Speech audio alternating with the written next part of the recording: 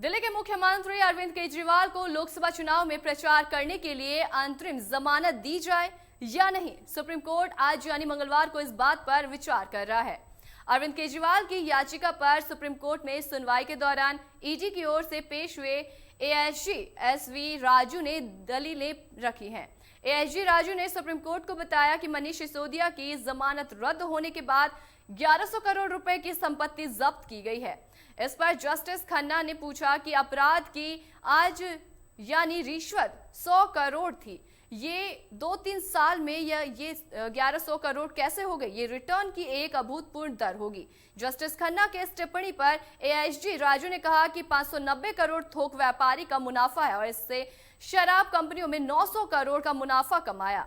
इसके बाद supreme court ने कहा कि अंतर लगभग 338 करोड़ का था और ये पूरी चीज अपराध की आय नहीं हो सकती।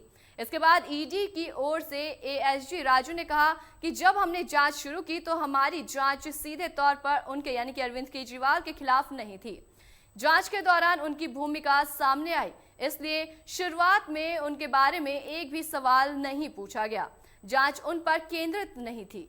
मामले की सुनवाई के दौरान ही जस्टिस संजीव खन्ना ने ईडी से पूछा कि इस मामले में सबसे पहले किसी सरकारी अधिकारी की गिरफ्तारी कब हुई थी, गिरफ्तारी की तारीख क्या है, चाहे एग्जीक्यूटिव हो या ब्यूरोक्रेट। इस पर ईडी की ओर से एएसजी राजू ने जवाब दिया कि 9 मार्च को गिरफ्तारी हुई थी।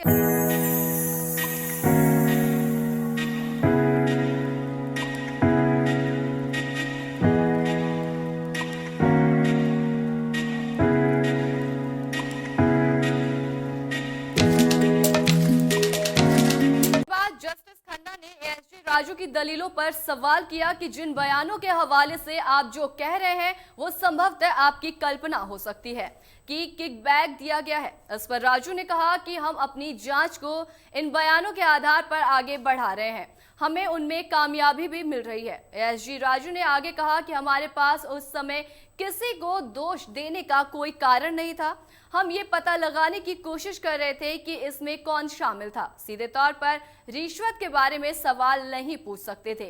इस पर जस्टिस खन्ना ने कहा कि अगर आप सवाल नहीं उठाते तो ये आपका मसला है। इसके बाद जस्टिस खन्ना ने ईडी से केस सभी फाइल मांगी और कहा कि हम देखना चाहते हैं कि ऑफिसर ने क्या नोटिंग की है। सुप्रीम कोर्ट ने ईडी से 3 अहम केस की फाइल नोटिंग मांगी है।